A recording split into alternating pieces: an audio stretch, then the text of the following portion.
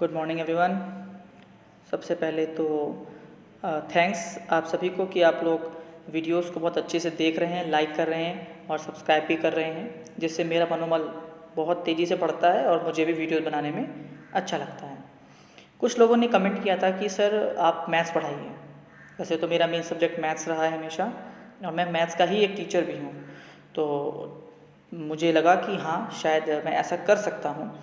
Time की कमी है इसलिए रेगुलरली तो मैं वीडियो नहीं बना पा रहा हूँ, बट कुछ क्वेश्चंस ऐसे होते हैं जो मन को देख के अच्छे लगते हैं या फिर लगता है कि हाँ इनके आने के चांसेस या प्रोबेबिलिटी हो सकती है।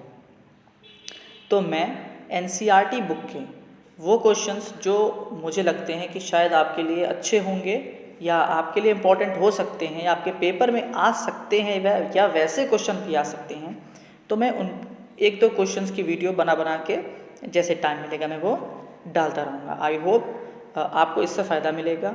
जिन लोगों को मैथ्स अच्छे से आती है उनके लिए क्वेश्चन बहुत आसान है, और लेकिन जिनके लिए मैथ्स टफ है, जिनको नहीं आती, उनके लिए बहुत फ़ायदेमंद होने वाले हैं। तो जिनको आती है या जिनको नहीं आती, ये दोनों उनके लिए है। आप देखिए और आई होप ये आपको फ़ायदा करेगा। चलिए स्टार्ट करते हैं। पहला क्वेश्चन एक एनसीईआरटी का है। Satpal walks 2/3 kilometre from a place P towards east and then from there one whole number 5/7 kilometre towards west. Where will he be now from P। Question बहुत आसान है, बेसिक का क्वेश्चन है, लेकिन इस क्वेश्चन में भी कितने लोग झूल जाएंगे जब आप इसको करके देखेंगे। जिनको मैथमेटिक्स आती है मैं उन्हें कहूँगा कि इसको आप ज़रूर करके देखिएगा, देन आपको रियलाइज़ होगा कि ये उतना भी आसान नहीं है जितना आसान आप क्वेश्चन को पढ़ के सोचते होंगे। अब हिंदी मीडियम वाले बच्चे हैं, उनको मैं हिंदी में इसको पढ़ देता हूँ। सतपाल चलता है 2/3 किलोमीटर एक जगह P से, किधर जाता है? ईस्ट की तरफ जाता है। नॉर्थ साउथ ईस्ट वेस्ट मतलब पूर्व पश्चिम उत्तर दक्षिण पूर्व की तरफ जाता है। टूवर्ड्स ईस्ट पूर्व की तरफ जाता है। And then from there one whole number 5/7 towards west. फिर पूर्व में जाता है पहले और वापस पश्चिम में लौटता है। अब उसकी स्थिति बतानी है P पॉइंट से। ये क्वेश्चन हो गया। जिसको आता है वो ट्राई करिएगा, इसका आंसर नेक्स्ट पेज पे मिलेगा आपको, ट्राई खुद करिएगा। अब इसको समझने से पहले दो तीन चीज़ें आपको पता होना चाहिए। सबसे पहली चीज़ डायरेक्शन। तो भैया ये रहा आपका डायरेक्शन, ऊपर नॉर्थ है, नीचे साउथ है, इधर पे ईस्ट है, इधर पे वेस्ट है। इसको हम पूर्व कहते हैं, पूरब, इसको हम पश्चिम कहते हैं, इसको उत्तर कहते हैं और इसको दक्षिण कहते हैं। ये चीज़ आपको पहले पता होनी चाहिए। दूसरी चीज़ क्या पता होनी चाहिए? क्वेश्चन क्या कह रहा है। क्वेश्चन कह रहा था कि एक कोई व्यक्ति है जो एक जगह से पहले पूर्व में जाता है, फिर पहुंचने के बाद वापस पश्चिम में आता है। अब बताओ वो उस P पॉइंट से कहाँ पर है, किस डायरेक्शन में है। ठीक है, समझते हैं पहले इसको एक आसान से प्रश्न से। मान लेते हैं एक ये पॉइंट है जिसका नाम है, मान लेते हैं A। ठीक, यहाँ से एक आदमी 10 किलोमीटर पूर्व में जाता है, ईस्ट में जाता है। कितना जाता है? 10 किलोमीटर। यहाँ पहुँचने के बाद वापस वो पश्चिम में जाता है। तो जब पश्चिम में जाएगा तो रास्ता तो वहीं रहेगा ना, रास्ता तो बदलेगा नहीं, क्योंकि इस जगह से पश्चिम ये हो गई, तो ये वापस पश्चिम में जा रहा है, तो पश्चिम में चला गया। अब देखिए कितना चलेगा इस बात पर निर्भर करता है। जैसे मान लीजिए पश्चिम में चलता केवल 5 किलोमीटर, तो 5 किलोमीटर यहाँ आके कहीं रुक जाता। अब कोई पूछता कि A से ये कहाँ पर है, तो आप कहेंगे कि A से अभी भी ये पूर्व में ही है। ठीक, मान लीजिए वो वापस आता केवल 3 किलोमीटर, यहाँ कहीं रुक जाता। इतना 3 किलोमीटर चल गया। A से कहाँ पर है? तो अभी भी पूर्व में ही है। लेकिन अगर वापसी करता, मान लीजिए वो 13 किलोमीटर, तो वो क्या करता? इस 10 किलोमीटर के बाद 3 किलोमीटर और पीछे चला जाता, मतलब A को पार कर जाता और यहाँ कहीं पहुँचता। अब उसकी स्थिति क्या हो जाती? तो अब जो उसकी स्थिति हो जाती वो हो जाती क्या कि वो कहाँ पर है? A से पश्चिम में चला गया है। अब वो पूर्व में नहीं है, अब वो कहाँ चला गया है? पश्चिम में चला गया है। बात समझ में आ गई आपको? ये प्रश्न है। इसको ही इन्होंने फ्रैक्शन में डाल दिया है, भिन्नों में डाल दिया है। तो अब जरा इसी चीज़ को हम इस क्वेश्चन के हिसाब से समझ लेते हैं। ये वो पॉइंट था, इसका नाम P था।